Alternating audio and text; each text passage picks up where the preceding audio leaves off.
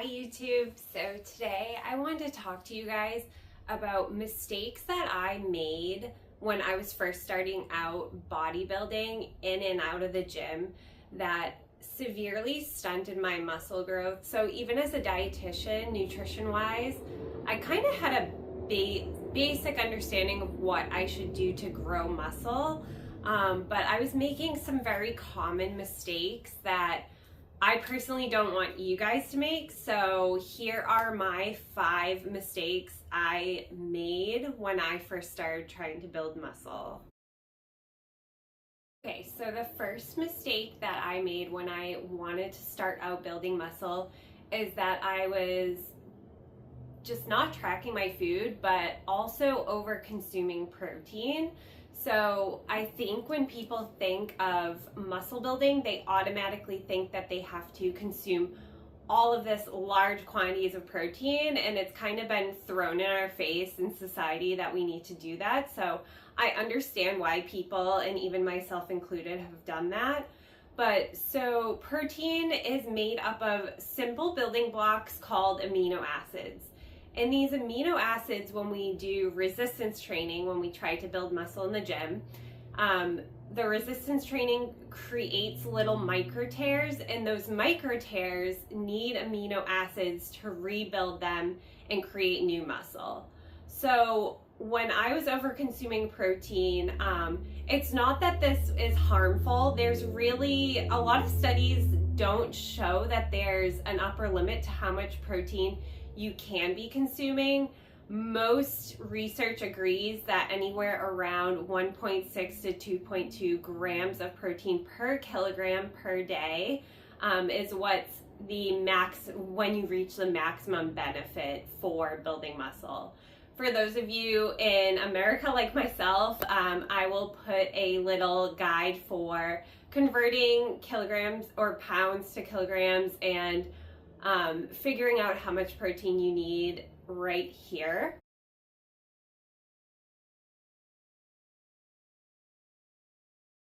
Yeah, so we do need protein to rebuild the muscle. It's just that there is not really a maximal benefit beyond that, like 2.2 grams per kilogram. And what this is going to do is if we're over consuming protein, we're likely under consuming carbohydrates and potentially even fats. So I'll talk about carbohydrates in my next mistake. Okay, so mistake number 2 is that I was just not eating enough carbohydrates, severely underfueling myself with carbohydrates.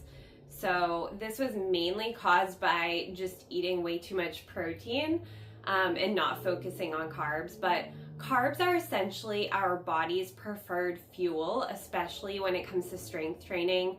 During strength training, we rely on glycogen storage. So glycogen is our body's stored form of carbohydrates. We store it in our muscles as well as our liver.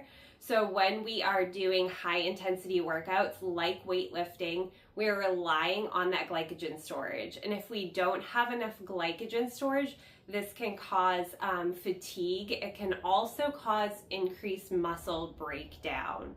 Carbs, which come from, a lot of people think just bread, but they come from, beans, cereals. We also get them in fruits, jellies, jams, bagels. A bunch of different sources contain carbohydrates. Even lactose in milk is a carbohydrate source.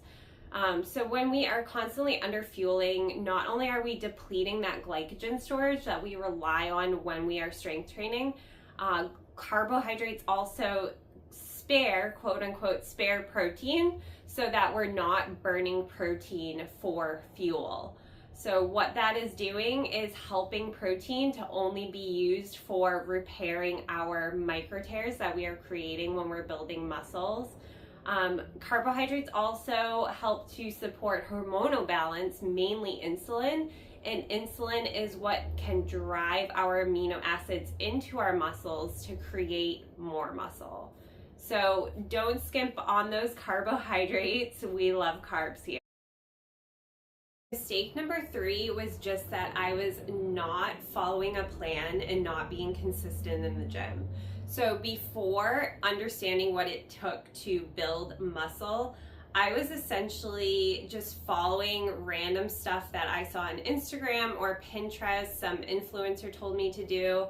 Usually my workouts consisted of walking on the Stairmaster for 30 minutes and then going down to the gym to do squats and deadlifts for simply no reason at all, other than those were kind of the only exercises that I knew how to do. So it's really important to follow a plan and be consistent. Not being consistent in the gym will hinder your growth because it does not allow you to progressively overload. So progressive overload means either doing extra reps of the same exercise or adding extra weight to the same exercise. And this helps you to build muscle because our bodies are very, very smart. And when we give it a stimulus, it's going to adapt to a new stimulus. And adapting to this new stimulus, which is either increasing reps or increasing weights, is what's going to help your muscles to grow.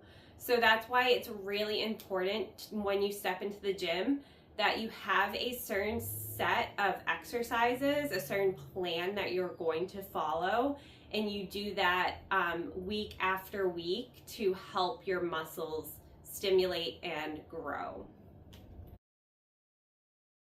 Okay, so mistake number 4 is just that I was not allowing myself enough rest. So rest days are very important. When I first started out working out in the gym, I was going to the gym 6 or 7 days a week and giving it my all. So rest is really important because when our body creates those micro tears to help build more muscle, the rest period, the rest and recovery period, is when our body is going to repair those tears. Without specific rest, we're increasing our risk of injury, overtraining syndrome, and we're also causing more fatigue. So our progress is likely going to slow and or plateau.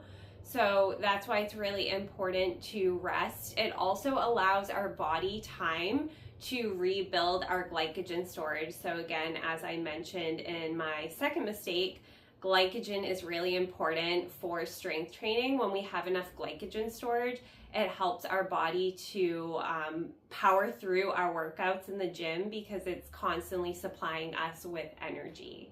So that is my mistake number 4, just not getting enough rest. My 5th and final mistake is just not focusing enough on sleep. So sleep is another piece of the puzzle where we are going to be repairing our muscles. So during sleep, we produce something in our body called HGH, or human growth hormone. And human growth hormone is what repairs and builds our muscles. So without sufficient sleep, that process kind of stalls a little bit. And research is really showing that adults need about 7 to 9 hours a night, give or take. Some people need less, some people need a little bit more, but 7 to 9 is kind of that sweet spot that you should be shooting for. Another thing that happens when we don't have sufficient sleep is that we release more cortisol, and cortisol, kind of known as our stress hormone, is also a hormone that actually can stall progress of muscle building and can break down muscle. So that's why it's really important to keep your sleep in check, keep your cortisol in check. I know it's probably easier said than done. Some tips to get more sleep: make sure that your room is cool and comfortable. So buying things like blackout curtains to make sure that it's nice and dark. Making sure that your thermostat is usually like mid 60s range, like 65 to 67 is kind of a sweet spot. Making sure you are powering down electronics at night. That blue light is going to disrupt your circadian rhythm, disrupt your melatonin production. So shutting down your phones, your TVs, your laptops at least 1 to 2 hours before bed. Having a consistent sleep schedule, so going to bed and waking up at the same time is really important. And also having some kind of bedtime routine that's going to help your body to know it's time to calm down, power down. So whether that's making a cup of tea, reading a book, stretching. Those are all good things to signal to your body that it's time to power down. If you've made it this far, thank you so much for watching. If any of these mistakes have resonated with you or you found any of them surprising, please comment below. And if you like this content, please like and subscribe to my channel, and I'll see you in the next one.